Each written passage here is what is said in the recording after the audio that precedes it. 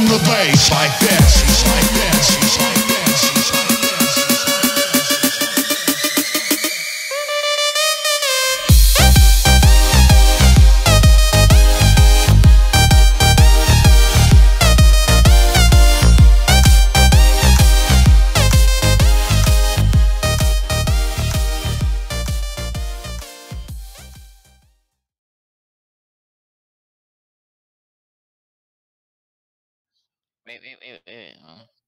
What? Hi everybody, this is Jonathan and Nick from Radio Tokyo, and we're finally getting to do this because Nick has been dragging his ass like usual. Anyway, this is our Force Friday show, so before we get into that, hi Nick, how are you?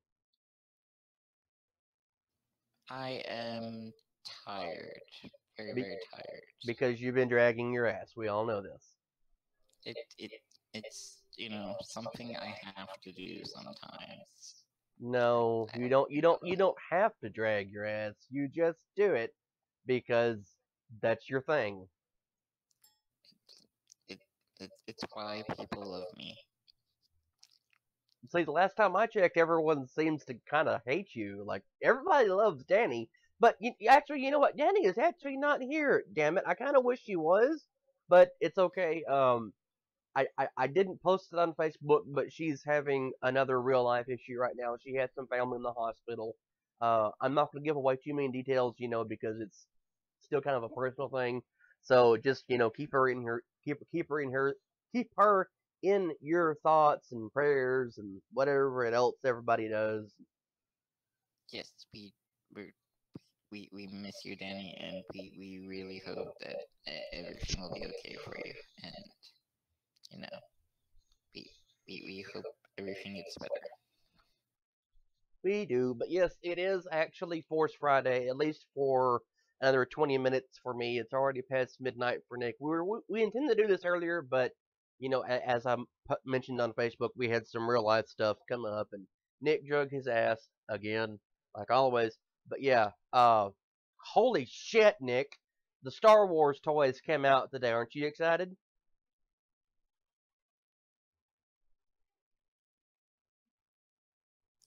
Yes, I am so excited that my mic refused to work for a second there. My enthusiasm is just I'm excited. It's it's basically just a reboot of Star Wars. That's what we're basically getting right now. I It's was like actually a whole new reboot. It's kind of exciting. I'm a little scared too, but exciting. well, it's not really a reboot, it's a new movie in the Star Wars I saga. mean, I would call it a reboot because after the Star Wars, movies, we've had the extended universe for so long now. It's been how many years has the extended universe been around? Essentially since the very first movie came out in 1977. Believe it or So not. that's almost 40 years worth of stories and games. You know, none of it was ever officially canon, but people Well, pretty much treated it as canon. well, a part of it was canon until Disney bought over Star Wars and said none of that shit matters. And as it turns out, from everything that we all seem to know about the new movie, it seems that Disney kind of just said, you know what, we essentially own the expanded universe stuff for Star Wars, and there has been a few plot details released about it. I'm kind of excited. I'm really excited now. The reason I'm more excited is because this episode was supposed to be our toy episode. Because remember, months and months ago, we said after we finished the cartoon conspiracy episode, we were going to do one about toys and our favorite toy lines and everything. And that kind of worked wonderfully because Force Friday is the day the toy line was put in stores. Now, they went on sale at midnight. Well, for me, it was still midnight this morning, something like that. We don't have a Toys R Us or anything near here, Well, there is, but there's one either 45, well, actually 45 minutes on either side of it in different towns. But we have a Walmart here, and I haven't been up there to go look. But from everything that I've heard about everyone who's actually been to look at the toys and everything, it's been a disappointment because either the store decided to be it decided to pull a Nick and drag their ass about putting things on the shelves, or everything was sold out. And I got to be honest, the only thing I've wanted to go get, and the one thing I actually wanted to have in front of me doing the show, is Captain Motherfucking Phasma, because I'm excited. Like everyone's going insane apparently over Kylo Ren, who is the guy who wields the forked lightsaber. I'm Hmm. excited for Captain Phasma. Hmm. I mean, this has been a really big problem lately. Just stores understocking things, not with just toys, but pretty much everything. Like iPhones, Androids, computers. Just it's really confusing to me. I think it's supposed to they're supposed to generate um demand because there's scarcity, so that gets people talking about it. But I've never bought into that, and I think it's just stupid. If there's excitement there, you want people having your toys. Or whatever, and I I really hope people can get the things they want quickly.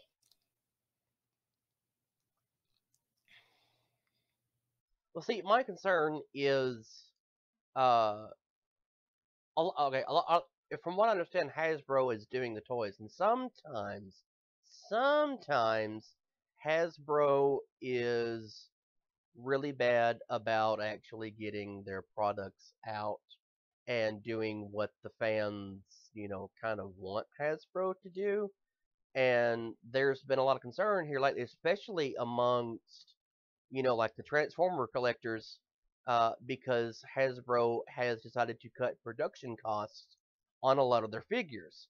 Um, now, uh, excuse me a second.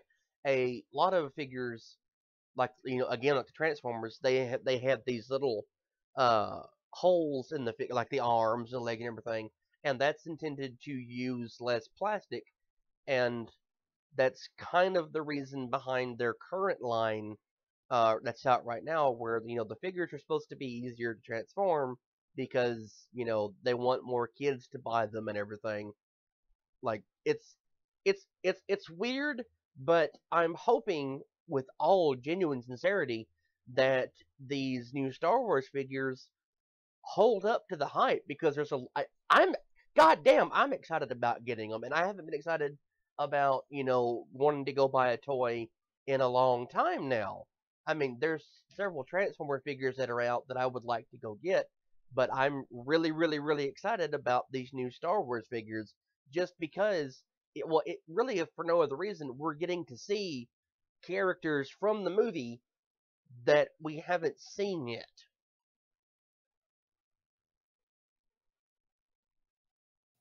Yeah, and I really want to see the Lego sets. I've always loved Legos ever since I was a kid.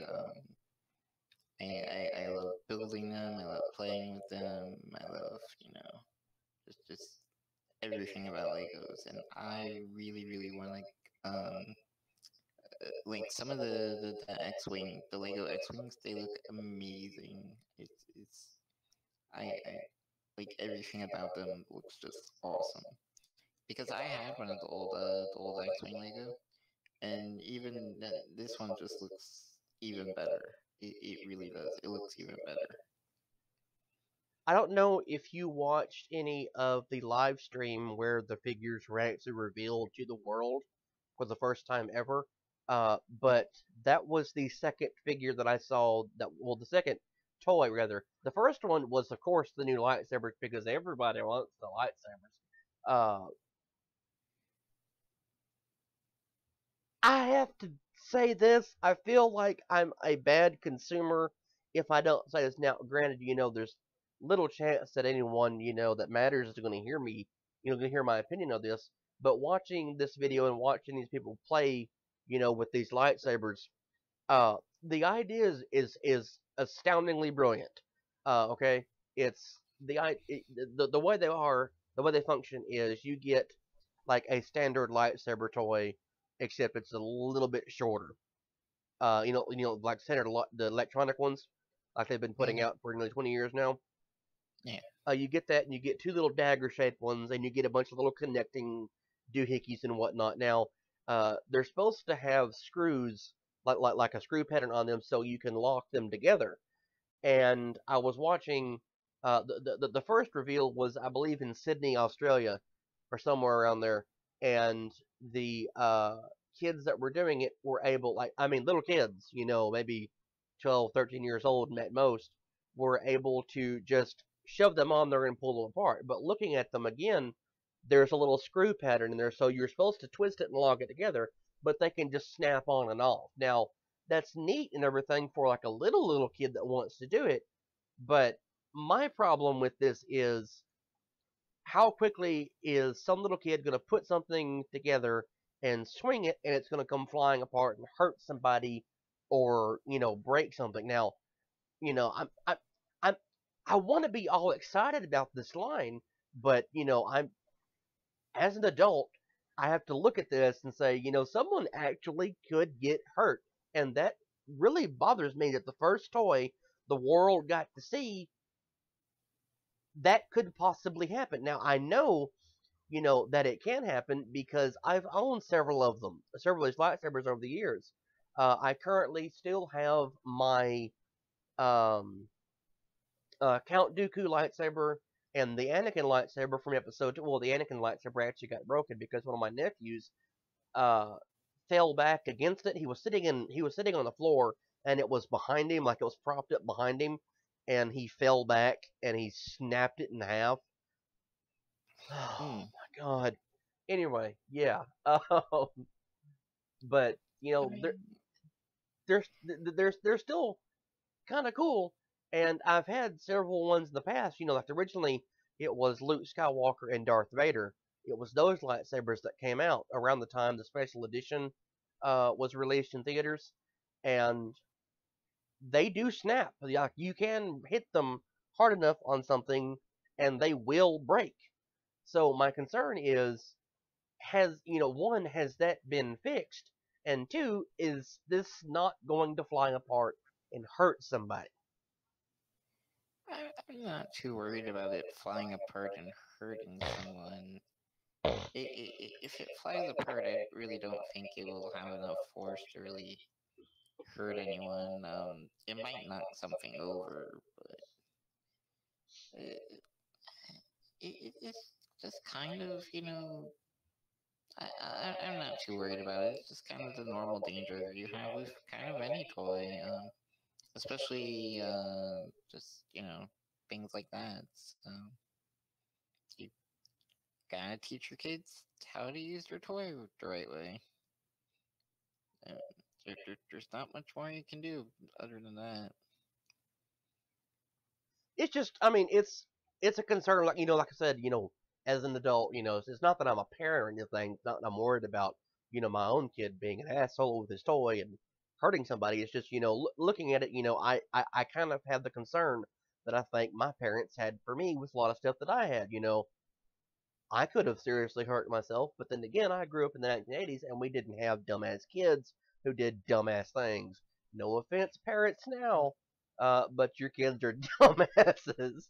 They really are. Now, of course, I'm Yeah, speaking, to our own generation, because the kids that are on to play with the stuff now tend to be, our generation. So it's like,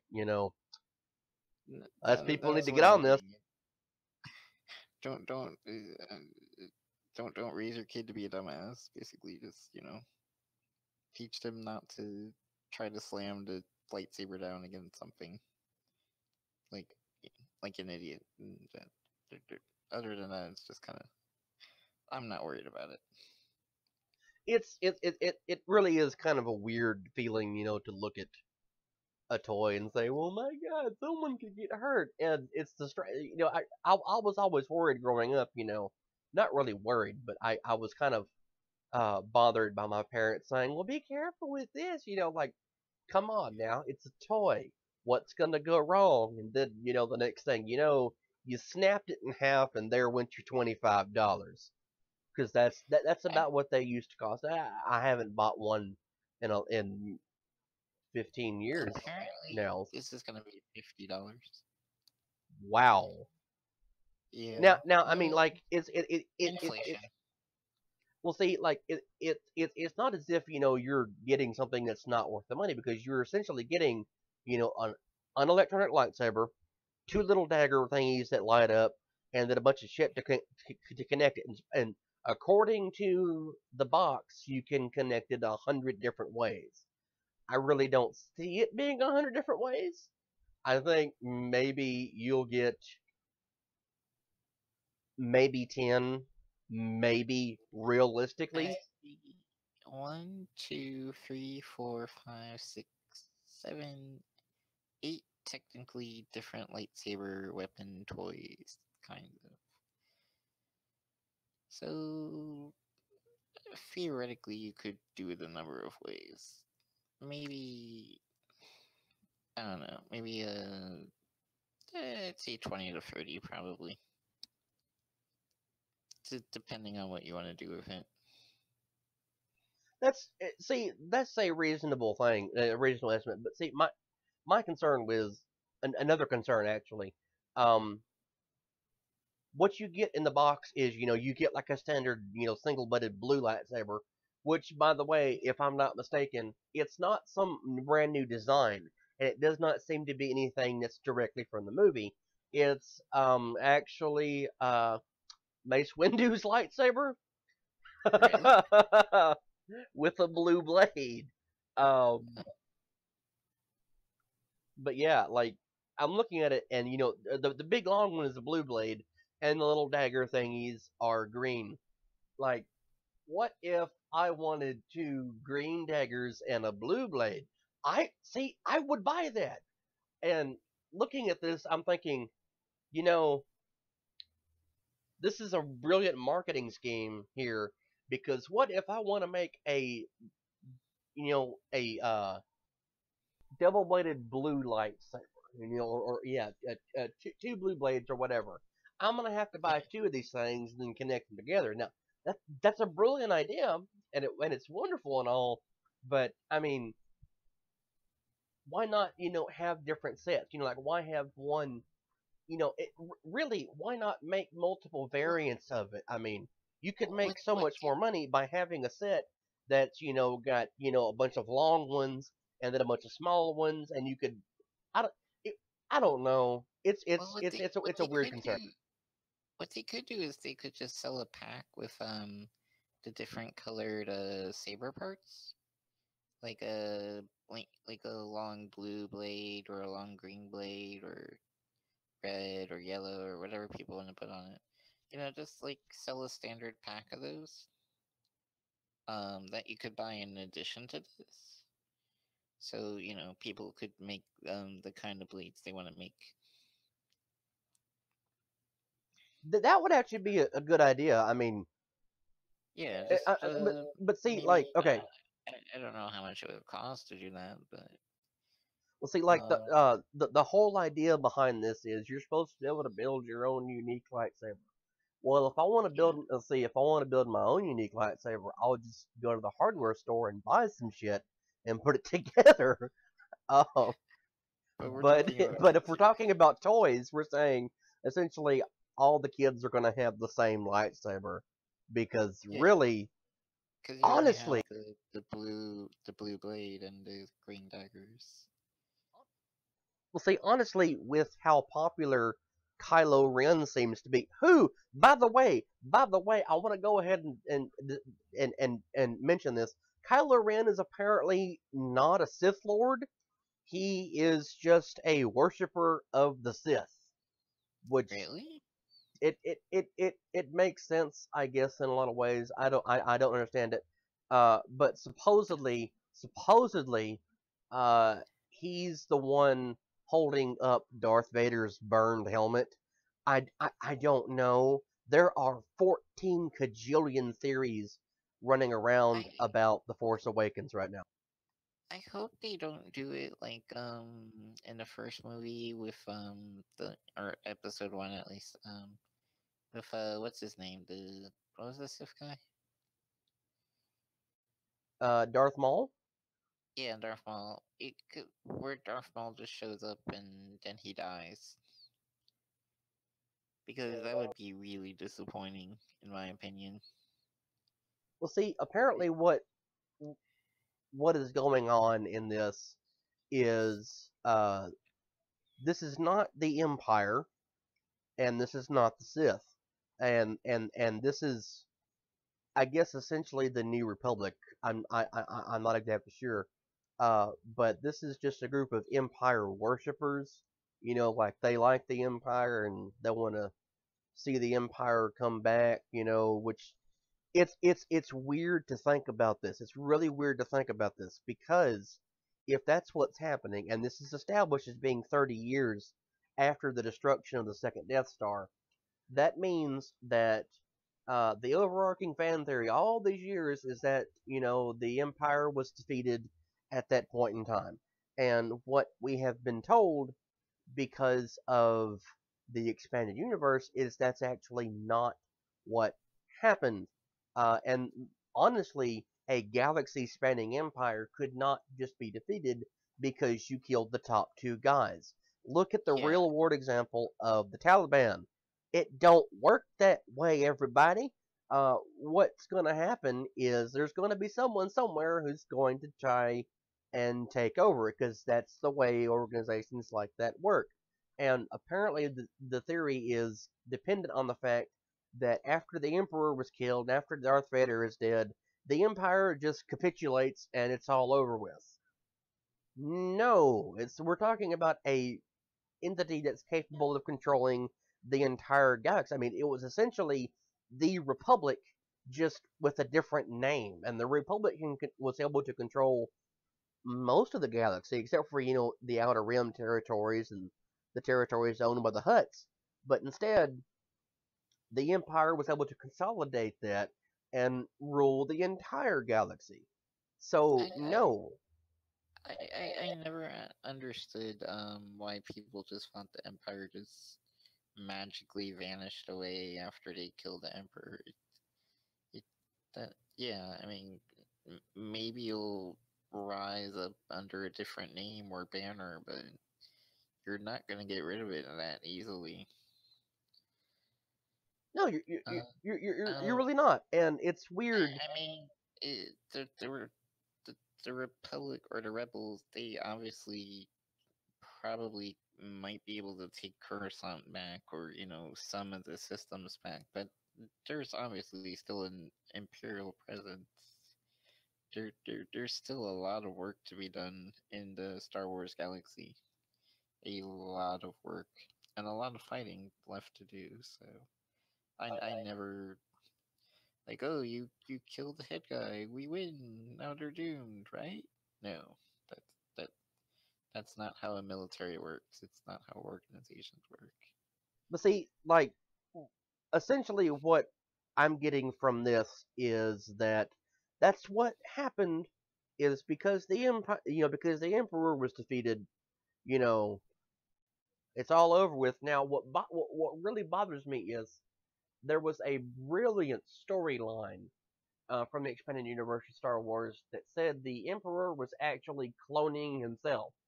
Now, it makes sense because they had an army of about 100 million clones, so it's not as if they could not clone Palpatine. I I mean, mean, it it makes makes sense. sense, but I hate the storyline at the same time. There's two storylines that really annoy me. Time travel storylines almost always annoy me because eventually they're just going to start breaking.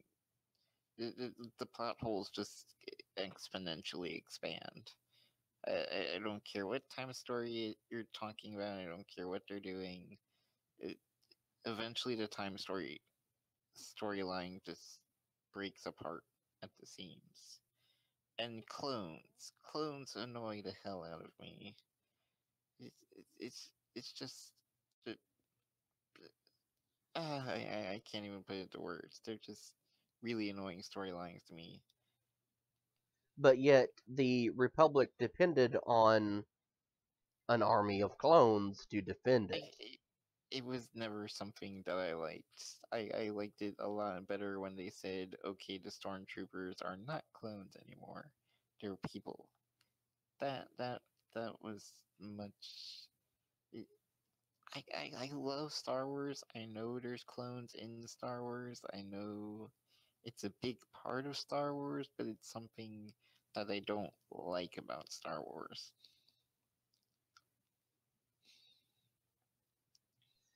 See, really, initially, when the clones came out, I was like, oh, I was And, worried about everything. Now, of and course, well, wait.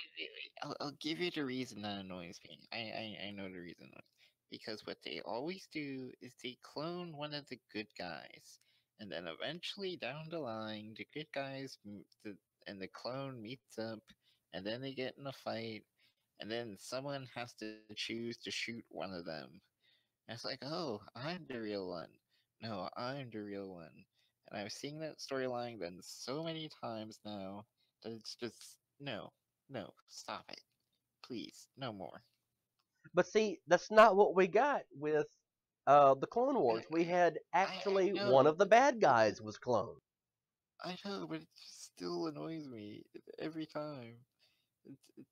It's So, one of my pet peeves. but see, It's one of my pet peeves. honestly, I think Star Wars, did it better. I mean, like I said, we had one of the bad guys. Now I'm not trying to say Jango Fett was an asshole or anything, but he was a Mandalorian, and Mandalorians are kind of known for being assholes to people. Um, but yeah, he became one of the bad guys. It's like, oh look, I'm a bad guy. I'm working with the Sith, but at the same time, the whole Republic's. I mean, really, honestly, how the hell did any? Okay, I'm assuming someone has watched this in Hatchet order, okay? Which is where you completely skip the episode one bullshit. Fuck that movie. God damn, Jake Lloyd. I want to shake your hand because you're right. Fuck episode one. It ruined Star Wars. That's why I like Hatchet order. You watch, um, uh, Um, I saw that earlier. What is it? Four and one. Not. Four, two, three, five, six. Or is it? okay, I have to look this up it's now. okay. It's okay. A New Hope, followed by Empire Strikes Back, and then you watch Episode 2, Episode 3, and then you watch Return of the Jedi. That's Ah, the order. okay. That's the order. And the reason it's that way is if you watch it, it actually makes for a better story, and it does away with the fact that everything looks differently. Like between the original movies made between 77 and 81, and or 83 rather, 77 and 83, uh, and of course the prequels, all had much better graphics and everything. But if you look at it in Hatchet order, it makes a lot of more. It makes a hell of a lot more sense actually, uh, because it's like a lot of people, when they think about something that happened in the past, oh well, I just remember it all in its perfection and glory. So you're seeing, the perfection and glory, you know, haze is just taking over what you're actually seeing. In reality, it's the shitty world that Luke Skywalker grew up into, where everything was horrible and it was nasty and dirty and everyone was miserable. That's apparently reality. Yeah. There's just so many problems with episode one and the storylines that just like Anakin and Padme's sudden romantic feelings after she met him as when he was a little A kid and child. just yeah, it's just so many weird the midichlorians that they never really talk about again and just so many weird things from episode one that just it, it, it it's like out of place in the Star Wars. And episode two and three, I mean, they're not great movies by any standards. Actually, They're episode 3 is fantastic. I Episode wouldn't 3 call it is fantastic. fantastic. I would call it passable. I would call it. I Okay. So here's the thing. Looking at them, like if I were to put them, like most favorite to least favorite, obviously Empire Strikes Back is my favorite. No ifs, ands, or buts about it. And I'm pretty sure it is for nearly every Star Wars fan. Now, I'm not saying actually Return of the Jedi is bad. Return of the Jedi is really, really good. But as Return of the far Jedi is my favorite actually. Well, see, like for me, as far as impactful storylines go, come on now. Empire Strikes Back is where you have the major plot point. You find out, like you're told for 2 movies. Now, okay, put yourself back in the perspective of someone who was actually old enough to watch this. Other than the fact that it was all actually spoiled in interviews and everything. The whole world was told exactly what was going on, except for the fact that Vader is actually Luke and Leia's dad. That was the best kept secret of the entire movie, and it all revolved around George Lucas not telling anybody. The only person who was involved in the movie before it was even filmed was James Earl Jones. He was the only son of a bitch who was told about what was going to happen. He was the only person who was told. And and Yeah, and and that's amazing. That's amazing that they were I able to do that and keep that secret. I think if you're asking what the better movie is, I would agree that um um the the Empire Strikes Back is it's a better movie, a better work of art. Um, but if you're asking me what my favorite Star Wars movie is, it has to be Return of the Jedi because it it cemented everything that Star Wars was. Good overcoming evil, rising up to the challenge. The the underdogs winning when everything looks bad. When you know. Uh, I think the Empire Strike Back is just it's not that I don't love it. It is my second favorite movie of the series, but for me, it it doesn't necessarily reflect what Star Wars means to me. Um, you know, but it was like I just said, the underdog, good overcoming evil, because it ends at such a cliffhanger, and there's no real resolution to me in Empire Strikes Back. All the resolution to me happens in Return of the Jedi. Um, so it's not that I don't love Empire Strikes Back. It's just it seems like the first part of a two-part movie to me, which is weird saying it in the series, but it honestly, the Empire Strikes Back and Return of the Jedi seem like one whole movie that you have to put together almost. Well, see, that's why I like Hatchet Order so much because when you watch it, like I said, you have the idea, that everything in the past was a lot more enjoyable than what it really was. But what you get is you get genuine fulfillment. Okay, uh, where the cliffhanger comes in for Empire, Luke, I am your father. No, that's not true. It's impossible. Search your feelings. You know it to be true. No, and he falls down and everything. It leaves. Excuse me. It kind of drops off right there, and then you have a weird continuation at the beginning of Return of the Jedi, which you're never told what happened in there, which is why I love the Shadows of the Empire book. I love it because it makes like it fills in that continuity there. And for me to be told, that's no longer part of the Star Wars universe, that hurts me. That makes me sad because that explains away so much of the differences that took place between Empire and Jedi. It fills it in. But if you watch everything in Hatchet order, you don't really need Shadows of the Empire, and this is the only time I'm ever going to say you don't need that story. Uh, Even though you find out everything that happened, you don't specifically need it in this story in the Hatch order because uh, where Empire leaves off, Luke has just found out that he's been lied to by Obi-Wan, and he was essentially lied to by Yoda, or Yeah, to start off. But by everyone really. pretty much. And I'll just go ahead and say this, Yoda, you fucked up. You were the most powerful Jedi, and you didn't realize the Sith Lord was someone that you spoke to on a daily basis and Yes, was yes, leading your yes. government and You had created an army, and that you had Jedi who were turning against you. Yoda, you failed, you failed, you failed, you failed, and you made the Jedi the bad guys. I'm sorry, I had to take the Empire side, but Yoda kind of dropped the ball for years and years and years. Anyway, oh, no, not anyway. Yoda continued to drop the ball with Luke because he.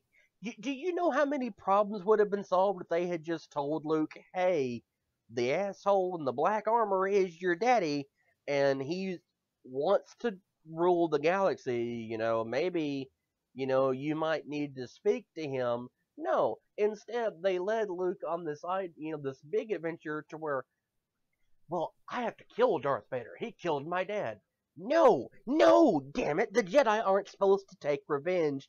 That's a Sith thing. I'm sorry, Yoda. You're more of a Sith than Vader ever was. Fuck you, Yoda. Anyway, maybe maybe he was using reverse psychology. I don't. It doesn't make any damn sense. Now, see, here's the thing. Here, like, okay, uh, the only Well, argument that can well, really essentially wait. be Actually, made. wait. I want to make one argument here. What if Yoda was wanted to test Luke to make sure that he didn't make Anakin's same mistakes? See, that was what I was going to mention.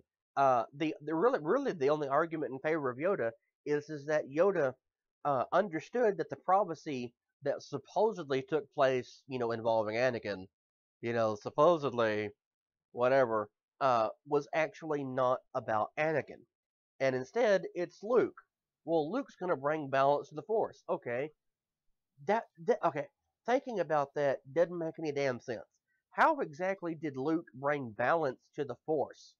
Okay, his actions destabilized his father. Okay, his actions, you know, so well, it redeems Anakin, and that's all fine and dandy. But Anakin's Well, supposed to be the chosen one, right? Now, what does Anakin do? Anakin murders the Emperor, and then he dies, and that leaves Luke there. No one has actually told Luke what a Jedi is. Luke doesn't know jack shit. He knows legends and myths, and he has to go find it on his own. And then Luke starts the new Jedi Order, and then the galaxy gets invaded. The New Republic falls apart. There's civil war. It's tragedy and it's horrible and everything. Now, my thing is, Anakin actually did bring balance to the Force. He actually did. All these years, I've looked at it and I said, oh, Luke's actually, the one who's going to bring balance. And Yoda and Obi-Wan knew this. No, the reality is that it actually was Anakin. Now, hear me out on this. Years and years ago, maybe 1,000 years or so before the Battle of Yavin, you had, the Sith Empire. There was thousands and thousands and thousands of Sith. They and the Jedi got into this big ass war, and they pretty much slaughtered one another. And the Sith realized, hey, we need to do, the master and apprentice thing. There needs to be, there needs to be no more than two of us because that's going to be the most effective way to orchestrate, our return. Okay, so for 1,000 years or so, that's the way it's played. A master takes an apprentice, the apprentice kills the master, becomes the master, and so on and so on and so on. So by the time you get to Anakin, Anakin's convinced, he has to wipe out the Jedi. Like it's time. The Sith are going to rule the galaxy. He has to wipe out the Jedi in order for this to succeed. So what does he do? He kills all but 2 Jedi, and that leaves, holy shit, that leaves 2 Sith and 2 Jedi. That is balance. That is light and dark. That would be balance. Balance would not be having only light, which is what the Jedi are supposed to represent, or only dark, which is what the Sith are supposed to represent. It would be having an equal amount. That's because it's balanced. Mm,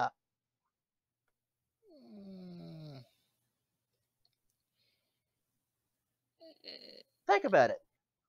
But then, see, the problem is you immediately create imbalance when two of them fight and one of them dies. You do. But see, here's the thing. Whenever a Sith, whenever a Sith dies, whether it's the Master or the Apprentice, they just replace them. Look at Darth Sidious, whatever. I'll just call him Palpatine, whatever. The Emperor. Whatever name you want to use for him, okay? Uh, he killed his master Darth Plagueis, okay? And he learned from him the secret to immortality. And that's supposed to be the Emperor's big thing here. So we know the Emperor's not supposed to die, right? Yeah, because it's in the fucking movie. He's told he's not supposed to die. And he's also supposed to be able to bring you back from death. That's cool. He's immortal, right? Right. That's just kind of dropped from there. What you have is you see him. His first apprentice is Darth Maul. Darth Maul gets cut in half. Now in the Clone Wars, Darth Maul actually survived and he came back, and that's cool. Well, the Emperor then, Palpatine rather, then takes on a second apprentice, and that becomes Count Dooku. Count Dooku gets killed. Well, look, the Emperor doesn't have an apprentice. Oh, yes, he does. Anakin. He takes Anakin as an apprentice, and it goes on and on and on and on and on. And then Anakin is eventually supposed to take his own apprentice, and in the expanded universe, he actually does because he was plotting to overthrow the Emperor. Hint, hint. That's done away with. And then Luke comes along and is like, "No, you're my dad. You're a good guy. Dad, help me, please." And then, Vader kills the Emperor and blah, blah, blah, blah. And it in the end, it kind of leaves everything imbalanced. And it's not right. It didn't work for me. Actually, I think here the issue isn't that there are 2 Jedi and 2 Sith Lords. To me the issue is I'm echoing on your end. Anyways, to me the issue is that one or the other seems to rule the galaxy at a time, and to me balance would be the Sith rule some of it, the Jedi rule some of it. So that there's balance. And the 2-2 system might work for that still, but when Vader takes over, he basically banishes the Jedi. And sure, they're still too light and too dark, but the light are in hiding. They're not doing their jobs. They're not doing what they're supposed to be doing. So to me, that still isn't balance.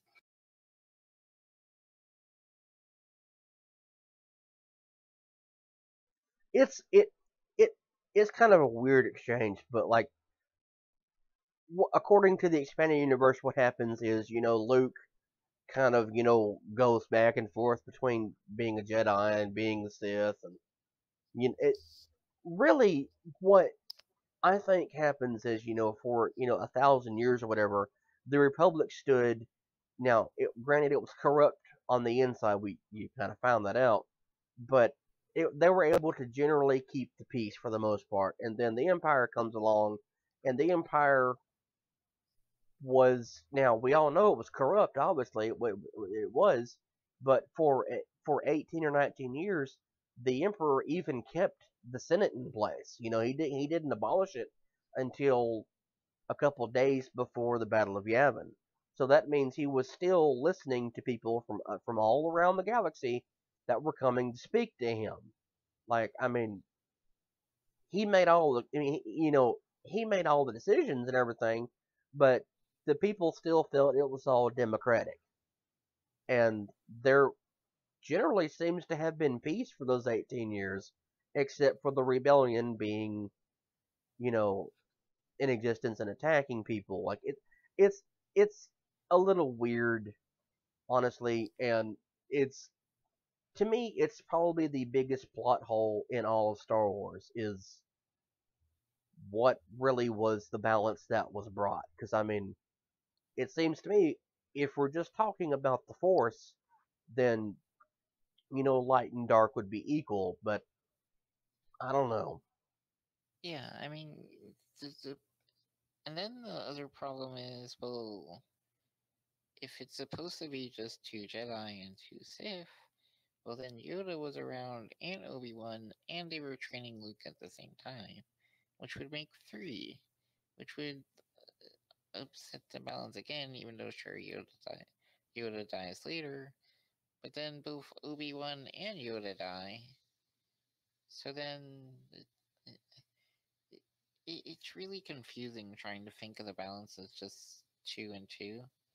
Um, I'd really think of the balance more in terms of the power they can influence over the galaxy, um, or over people and things like that. And obviously, the Jedi wielded power for 1,000 years, and they were firmly in control. The Sith could do a few little things here and there, but nothing too major. And then suddenly, the Sith have all the power and control, and there's no real balance there to me, any way I look at it.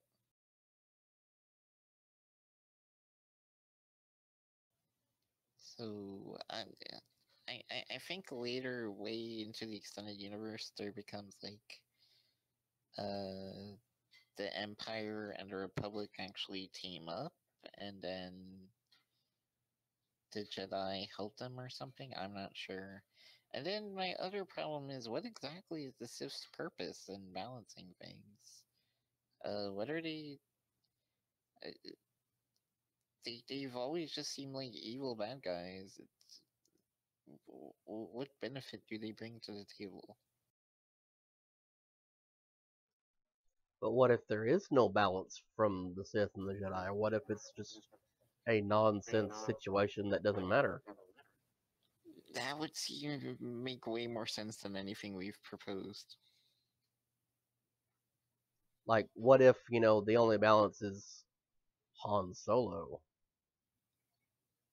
That was horrible. You should feel ashamed of yourself.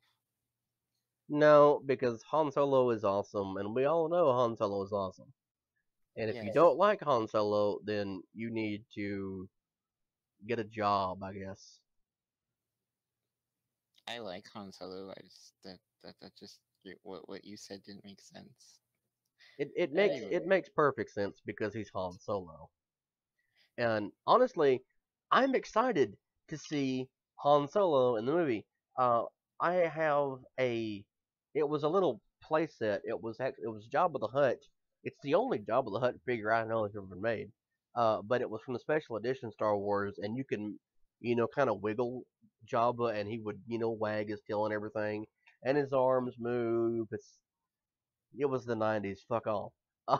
Um, but I still had the Han Solo figure. I'm kind of interested in taking that Han and going up to Walmart or whatever and finding one of the new ones and saying, "Look, there he is. That's you in the future." I don't know. I'm honestly a little worried about Harrison Ford in this movie. He has been very disappointing to me in the last couple of movies he's done. So How dare you I say Harrison Ford is disappointing? have. Are you gonna argue with that? Wait, wait, wait. Are we talking about the last Indiana Jones movie? Starting there, yes. Because if we're talking about the last Indiana Jones movie, fuck that movie. It's horrible. I don't know how anyone can watch it and say this is a good movie. What the hell is the matter with you if you like that movie? I want to know. Are you special in some way? And by special, I do mean that to be insulting. I'm sorry, anyone who's listening to this who is, taking that the wrong way. But, like, really, are you just this special snowflake who thinks, well, that's a perfect movie? I really don't. No, I take it back. It, I know one person who liked it, and we're not going to get into that because it's kind of sad. it's a horrible movie, and part of the a very big part of why I'm worried about Harrison Ford being in this movie But he's Han because Solo, so what's to worry about? well, my problem is Harrison Ford has never really he never loved Star Wars. I don't think he ever loved Star Wars. And when you don't love something, sometimes maybe he loved Indiana Jones, maybe he didn't. I don't know. I'm worried. Well, see, like my thing with him, not liking Star Wars is, it's paid his bills all these years, so he damn well better like it. Yeah, I mean, Yes, Harrison, I just said that. Star Wars has I paid your fucking bills all these years. You better like it. I've never heard the other Star Wars actors really complain like that or be so dismissive. I mean, sure, some of them were a little frustrated because they got typecast and things like that, which is understandable. But it, that was never something that limited Harrison, so I really don't get why he has such a problem with it. Actually, I don't think he was as bad as Alec Guinness. Alec Guinness hated, hated his part in the movie. It's the only role that I'm aware of that he ever took that he resented ever taking. He hated it. He thought the dialogue was stilted and boring. He thought the action sequence was, I guess stupid is an accurate word here. He hated being in Star Wars. The reaction that he had to it was, whenever a little kid came up to him and said, "Hi, can I have your autograph?" "Sure. What'd you see me in?" "Star Wars." He damn near came close to telling these children to go fuck themselves because he hated it that much. And really, it's the same kind of reaction that Orson Welles had in the Transformers movie, where he played Unicron. He was asked his thoughts, and of course, Orson Welles died not long after finishing his lines for the movie. But he was asked, you know, sometime before he passed on about what the movie was about, and he said something about it's just some damn kids movie. It's something that really bothers me when I hear actors talk about some of the stories that they take on when they know this. I mean, sure, we're all adults and we love Star Wars. We love Star Trek, even though Star Trek is probably a little more adult than Star Wars. But we know a big part of the show is watching it with our kids, with our cousins, our nephews, our nieces. The uh, showing people this amazing world with all these things that adventures and you know An ice amazing magic world for our designed to market toys. Let's not forget that. obviously. I mean, this is that's not gonna anything you want for kids is designed to market toys. But my point is, you know, what are you expecting when you do these movies? Seriously, what are these people expecting? See, like what's bothering me, particularly with the prequels, especially with the prequels is I really don't know why. I just don't know why I kind of expected them to have really good dialogue and storytelling. Instead, it's a bunch of fucking plot holes and Jar Jar Well, and it's because we're watching it older now. It's fuck because we were Jar watching Jar. it older. Jesus, fuck Jar Jar. Really, George Lucas? Why? I get that. See, He wanted comedy relief and he got a disaster. That's do you basically. know there was joke, one motherfucking thing that Jar Jar said in every speaking role he had in the movies that was actually funny. One, and that was when the weird little horse thing farted in his face. That was the only thing that he did that actually worked, and it was because you knew why it worked. I mean, you have an animal who passes gas, 3 feet away from him, and he's like, "Oh, pu!" That worked because it that was the only thing. Everything else was just stupid as fuck. Why, George? Why would you do that? Really? Why did you do that, George? I want to know. I had faith in that movie. I was excited about that movie. I grew up watching Star Wars and talking about it with my brother. I wanted to see it. I really did. I had so much hope for it. And then I came out watching it. I was like, it's still kind of cool. It's cool. No, no, no. It's not cool. It's not cool, George. You let me down. You let me down, George. That was supposed to have been the thing for my generation, and you let us down.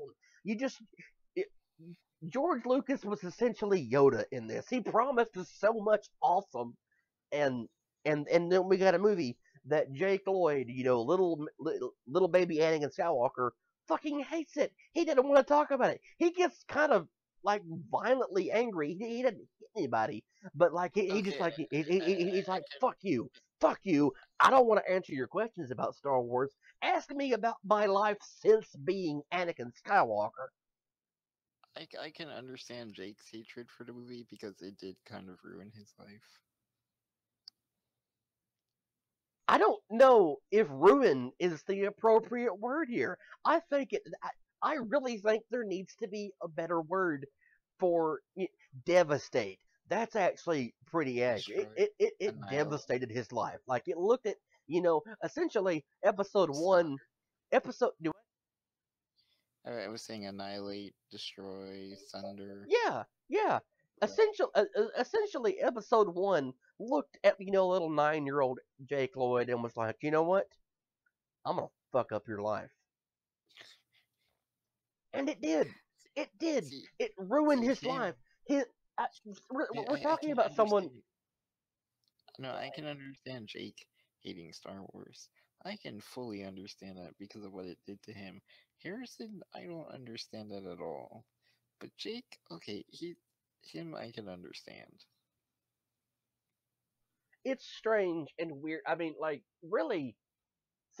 Okay, honestly, the only people I think who could possibly hate the movies they were in, even more than Jake Lloyd, even more than Orson Welles or anyone else we've mentioned so far, has to be uh, Kristen Stewart and Robert Pattinson. That's the only people I think who hated being in the movie they were in. The movie that made them famous now, the movie that made them a household name, the movie that made them rich beyond their wildest dreams. They Oh no, wait, no, the guy, no, the no, guy in wait, 50 no, Shades of Grey, the guy in 50 Shades of Grey. no, wait, no, wait.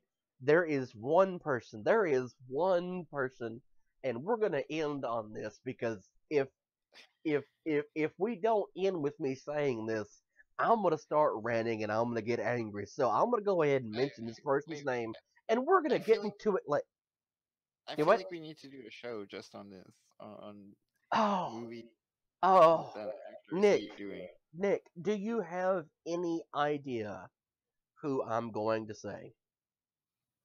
I'm not sure. Tell me. Megan Fox. Fuck you, Megan Fox. You were invited by the ruler of another country to come have dinner with him at his expense in his home with everyone else in the movie, and you're too busy to do that. You were too concerned with your own little world, your self-conceited little world, to do that. Fuck you.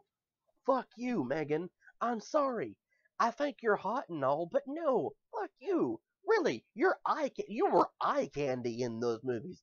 That's all you were there for. You were there to get horny young men to come in the theater and say, "Oh wow, I like her." That's all you were there for. You succeeded in that because you were really hot in the first movie. The second movie, no, you weren't so much. Now I'm not trying to insult her just for her appearance.